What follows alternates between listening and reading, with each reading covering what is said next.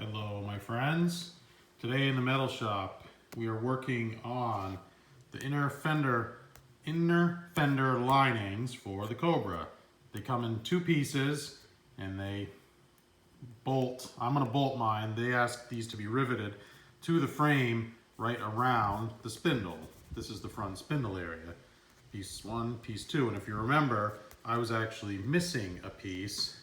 So I had a friend of mine, very talented fabricator, make me the missing piece, which was the front passenger side that I was missing out of aluminum.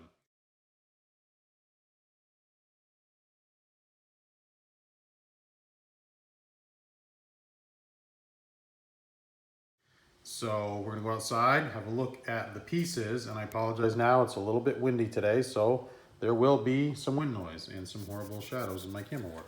Anyway, there we go. Nice sunny day. It's gonna get close to 70, so I wanna get this stuff done while the weather is nice because it's just getting colder. So these pieces are the large fiberglass pieces. That one is for the driver's side. That cutout is actually for if you'd used a regular giant brake booster from a Mustang 2 or a Fox body or something like that. You need that bit of space for your master cylinder. I'm not going to do that. So these pieces have been installed on the car when I got them with clamps, and they've just been kind of beat up and taken off. So these are going to get coated just with some flat black Rust-Oleum. They've been cleaned. Last thing I did was I hit them with alcohol to make sure there's no fingerprints or anything on them. These are just the inner fender linings. It doesn't really matter that much. This is the side that inside that faces engine compartments, kind of got a more nice flat black, and this is the outside, and it's super duper textured fiberglass, you know, for repelling road debris, so on, stuff like that. So here is the piece my friend fabricated for me out of aluminum, and it is just a mirror image of that one, and he did an awesome job. So this one has to get, I'm going to scuff this down with a Scotch-Brite pad. This one has to get primed, and then I'm just going to paint it flat black on the inside, and then I'm going to use a cheapy SEM product, the bed liner on the other side. I could have had it powder coated, but I really didn't want to wait. I wanted to get this going on. And again, like I said, I'm going to bolt mine to the frame. I'm going to use 1024 bolts, and I'll tap the holes into the frame for those so that they can be removable. So real quick, I'm going to just get these hit up with some flat black, really just touched up, not super priority. And I'm going to take this one inside with me and work it with a 3M pad while I'm watching some football. Awesome. All right, so it's the next day, and what I ended up doing was I put way too much effort into these panels, way more than I wanted. I mean, these are interior, inside wheel well panels. They're going to get beat up in the engine compartment. They're going to get beat up from road debris. So like I said, I wanted to touch these up with flat black. I ran out of flat black. It was Sunday. I had to use what I had on hand, so I had some high heat paint Rust-Oleum that was also flat, but it left like a chalky residue that would come off in your hands. So what I did was I just hit them with some clear, and honestly the clear didn't come out very good, but it actually looks like the finish that was on the panels when we started, minus all of the cuts and gouges down to the white fiberglass. So that's just what I've done here. You can see, I don't know if you can even see if the camera will pick it up, but they're not that great, but they're fine. They really are fine for what they are. I'm a perfectionist, and I'm trying way too hard to make these inner wheel wells nice.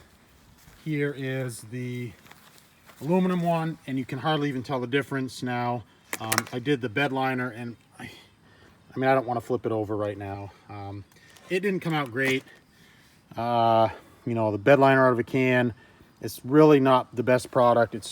You think it's going to be as good as the stuff that you can get, the Rhino liners and the Line-X, and it's really not. It's really just not.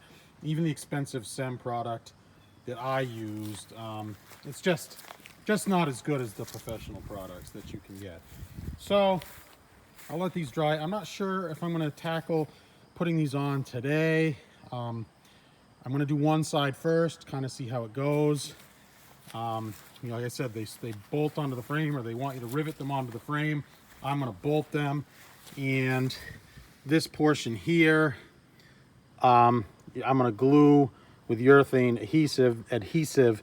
This part goes up against the inside of the body, and it actually fits pretty well. You see over here, you see they put like a nice curve in that, a compound curve, and it really nestles in nicely up against the body. So again, this portion will get that adhesive up against the top of the body. The rest of it is going to get bolted. And if we go in here real quick and just show you one thing on the car here. See this giant bolt here? What I did was, if you remember, I bolted this bar that holds the fans on, the vintage style fans. Where this sticks out, the inner panels are supposed to fit flush up against here. So what I'm gonna have to do is I'm gonna drill this, and this will actually work out nice because I think this was 1/2 inch all thread that I ran all the way through. I will use this as another, it'll hold it in place with a giant 1/2 inch nut and a washer right up against this, and then we'll put, you know, a bolt or two here. You're supposed to put a couple here, and the other panel is held in place. It's supposed to be 4 bolts or rivets here, and it makes a nice L this way and cuts in front of the headers and really blocks this off. Hopefully, I'm just looking at this now, the vents here, the side vents aren't going to be in the way. They might be in the way a little bit. I'm not sure. I may have to trim those. We'll see. I mean, these cars are made to have. They're made to have those vents in place. But there you see the bar and that bolt that sticks out. So when you join me next time, we will be mounting those panels in place. Cool.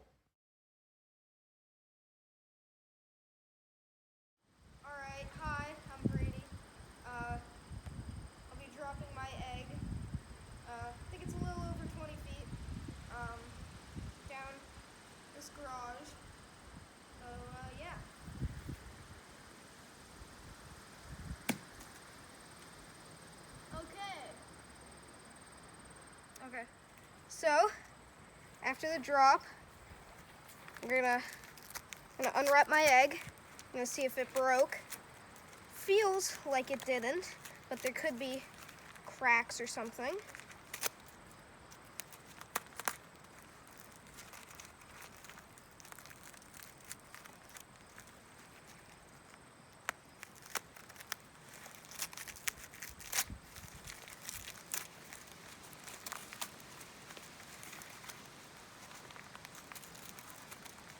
Final layer.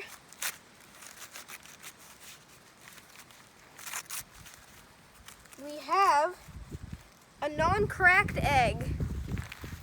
Completely no cracks, maybe a little bit of dents, but no cracks at all. All right, so we're underneath the car. We got the panels test fitted. They don't fit that great, but that's kind of their design. Like, it'd be nice if it was touching here, but it doesn't. Fits pretty good on the top. This is the fabricated aluminum panel. Fits pretty good here along the top. I have the back panel here, the fiberglass one. I already have the butyl adhesive tape there ready to be pulled off. I just stuck the tabs out here so I can pull that off. And this is how how it fits in the back. I was worried about it hitting the vent here. Doesn't. I mean, nice, you know, nice big gap there. But this is, if you look, this is where it's supposed to go. It fits here up against this fish plate behind the A-arms, and this portion of it here, this little part, is so that you can get to the bolts. There's 4 bolts that hold in your motor mount, so they make a provision for that, which is pretty nice. So it needs to be drilled here to bolt these 2 pieces together. I need to drill here. I'm supposed to put 3 here.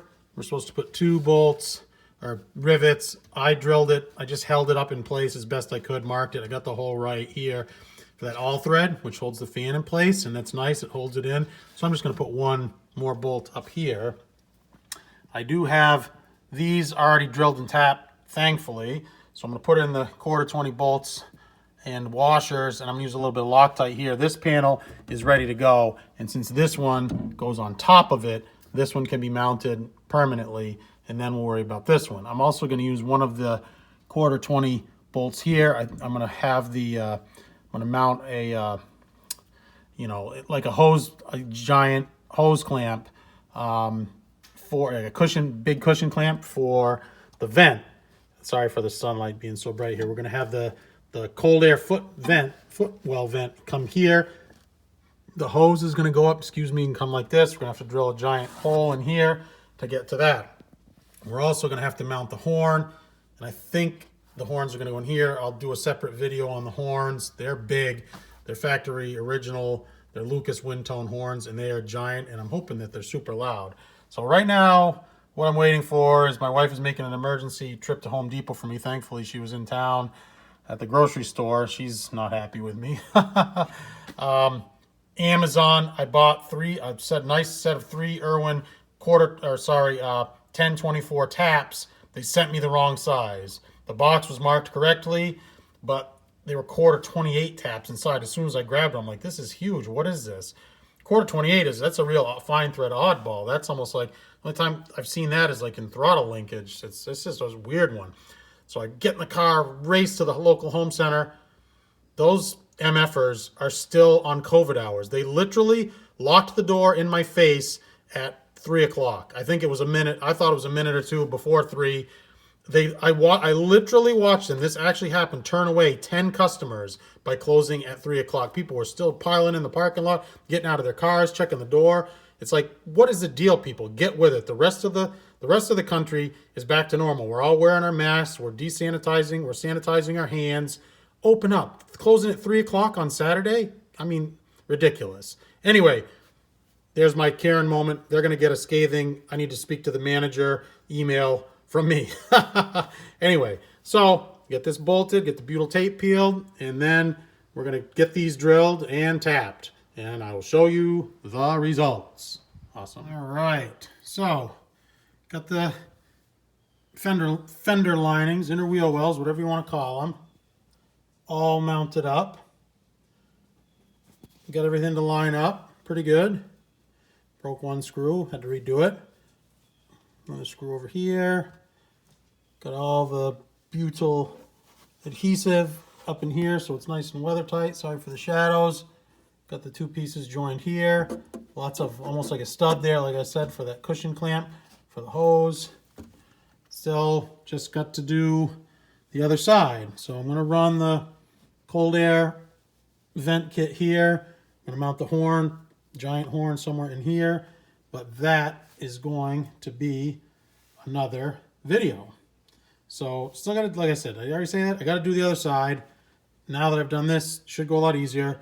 My wife actually went to 2 hardware stores and got me 1024 taps. She's awesome. Home Depot didn't have any. It was online order only, and she went there to found that out. But she ran around and actually to get me 2, and she got a lesson on how hardened steel taps are brittle. I'm sure she really appreciated it. Anyway, so that is all for this video, my friends. We'll go over here. We'll look at the other panels to go on. Both of these are the fiberglass panels that came with the car. Should go on considerably easier than the one I had fabricated for me, even though it was awesome. Didn't fit quite as good as the fiberglass panels will.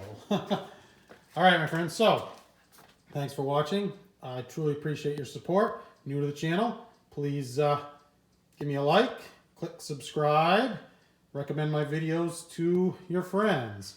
I'm getting after it, my friends. I'm staying with it. We're getting there. We are really and truly getting there. I still respond to all comments too, so drop me a line and what you think. All right, take care. Bye-bye.